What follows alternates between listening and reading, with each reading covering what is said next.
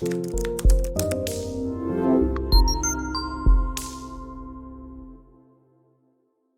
firstly is the language and communication in Australia. And there was already a couple of questions about books for language, etc., with some suggestions there of I Feel Crook by Sandy Reid, which is a specific medical sort of slang book. But I might just throw it over to Sonia. When you arrived on Flinders Island on a Friday afternoon where everything was shut, although I suspect the pub was still open, how did you get on with meeting the people? What did you encounter any issues with the language? Oh, Anthony, thank you for that. Well, to be honest, there's just the one pub, and then there's one building that works as the Medicare building, the Centrelink building, the vet's office, everything else. So there's just one single road. There's one cafe, and there are a couple of other sort of. There's one supermarket which has got the petrol pump, and that's run by one of the local families. So, to me, it was a big learning curve, and I have to be honest. Things like it started off with my pesky interview. I had one of these interviewers actually saying, "I'm running around like a headless chook," and that threw me off. I said, "Surely I'm not watching a horror film. What is this about the headless chook?" And that's so typically Australian. It's such an Australian slang. And things like BYO, when we were invited for Barbies, everything is abbreviated. It's just throws everyone off. And then you sort of trying to Google BYO and then, FYI and brekkie and stuff. These are the things that throw most of the people when we just sort of come new to the Australian culture. So the first thing that I learned was Aussies love to, if they can abbreviate and if they can minimize the words that they use, they love to do that. Thongs are not throngs. So that's a big difference again. And that's something that's a steep learning curve. You've got to watch what you're talking about when you talk about the shoes. That's absolute, sacrilege if you use the wrong word. And then getting into the community, I was informed that it's a closed community, it's a small community, and you might have difficulties getting into the community and being part of the community. But I have to tell you, it's a big welcoming community. And I think if you go into it with an open mind and an open heart, you'll find that the people embrace you, and they just, they're so welcoming, and they just take you into their folds. And it's such an experience to be part of a rural, remote Australia and their community, and to be having that option to serve them and to be able to help them out with their medical needs. I think that's the biggest learning curve. So, that was my big takeaway points from that one. Yeah. Thanks. So Madan, tell us exactly what is this thing called slang that we're talking about? Certainly. It is the local lingo like smoko, kappa, sheila, kicking the bucket. So frequently I had to ask my patients, what do you mean by that? Initially, I took it personally. I thought probably I didn't know, am I lacking in my English, or a lot of times, because most of us, we tend to have a heavy accent. And equally, and the patients did find quite challenging, and especially certain words like what we use, they don't understand, and it is mutual. And essentially what I learned was just ask. And most of the times they were quite willing to sit and take an slang lesson. And that is how I learned more than reading any of the books, because in our day-to-day practice, during our communication, they just throw these random phrases and random sentences. Initially, even though I found it I was quite inhibited to ask them, but subsequently, when I learned that they were quite open and willing to teach, probably I learned more from the local community, from anywhere else, from any other resources what I came through.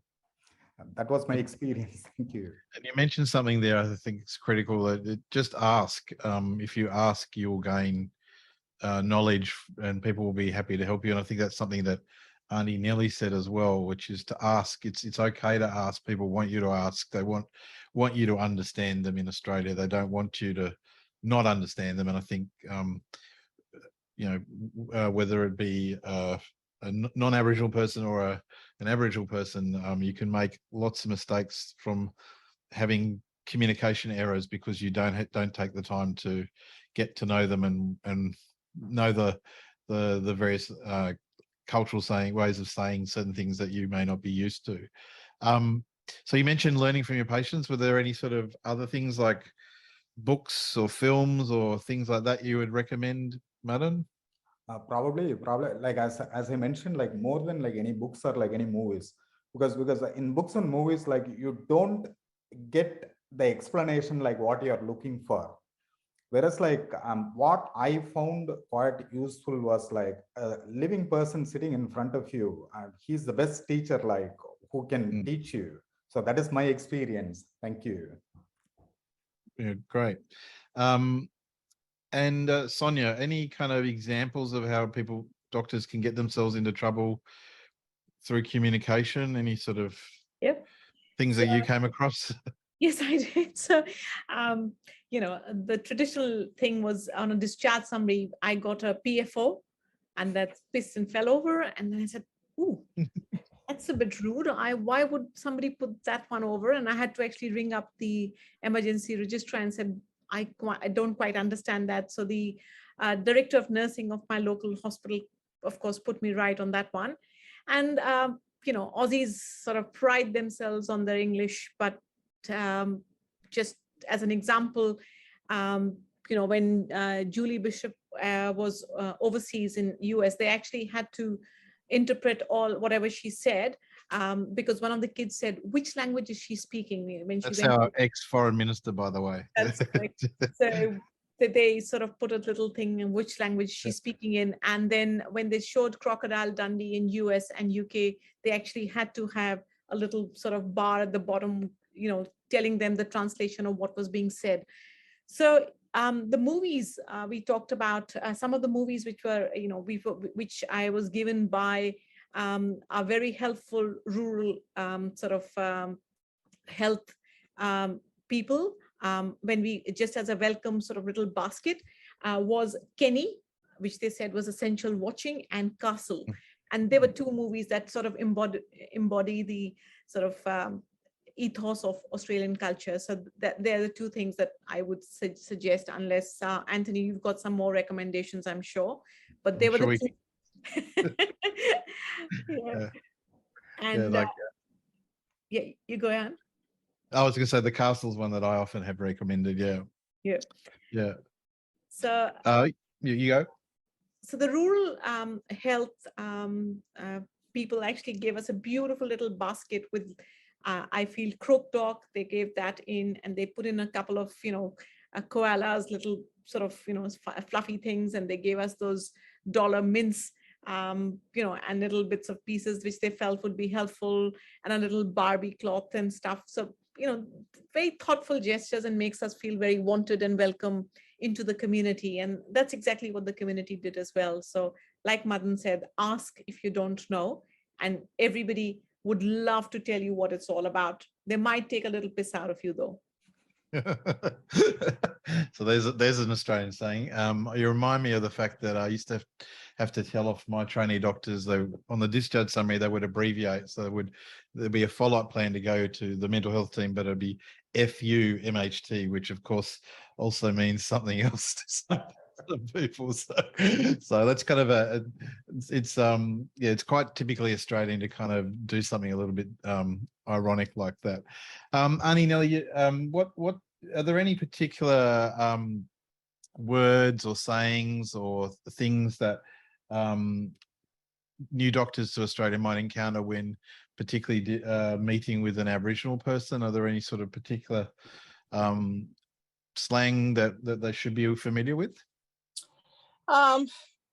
More so, I think what you need to be aware when working with Aboriginal communities and individual people and communities is you need to be aware of some of the customs that we still practice within in the community.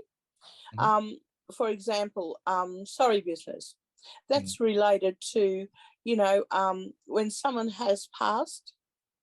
Traditionally, and again, when I first spoke at the start, I said, you know, you'll have to do a lot of self-learning, and you really, really will, for you to get your head around working and understanding Aboriginal communities.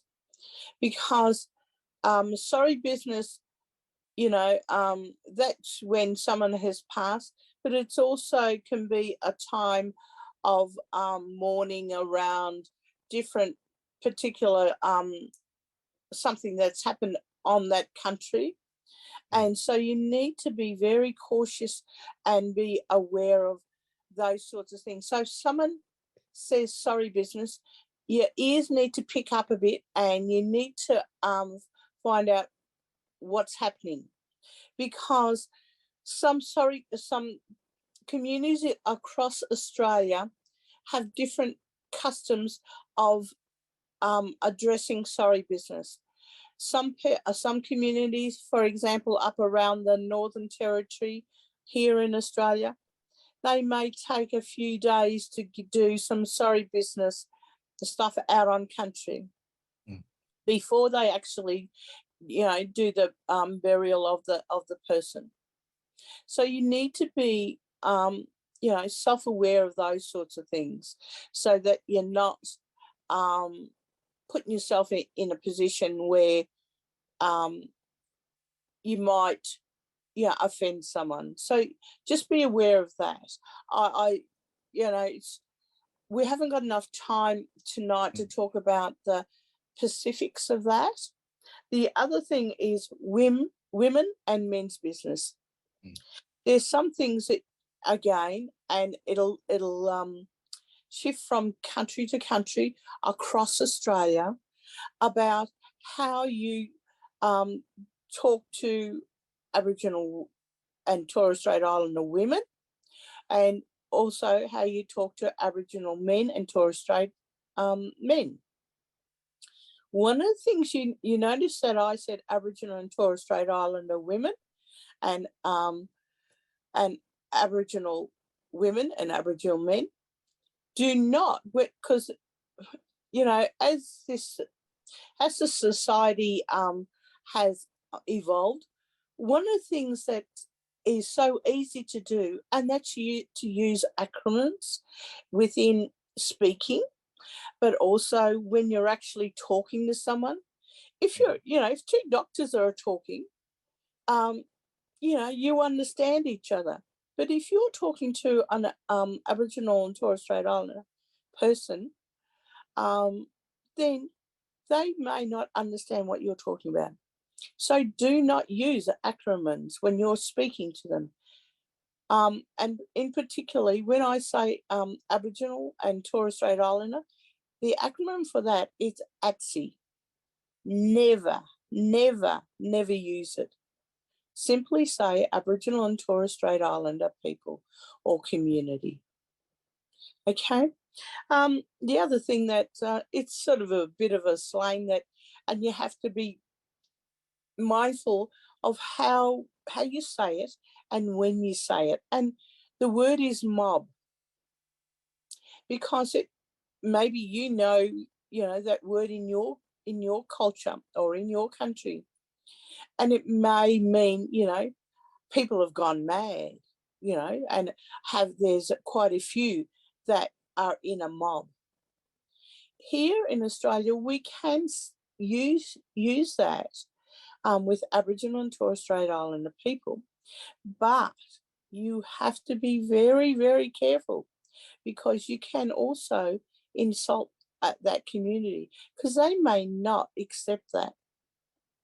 So again, you have to be aware of the difference across Australia in regards to Aboriginal culture, Aboriginal and Torres Strait Islander culture.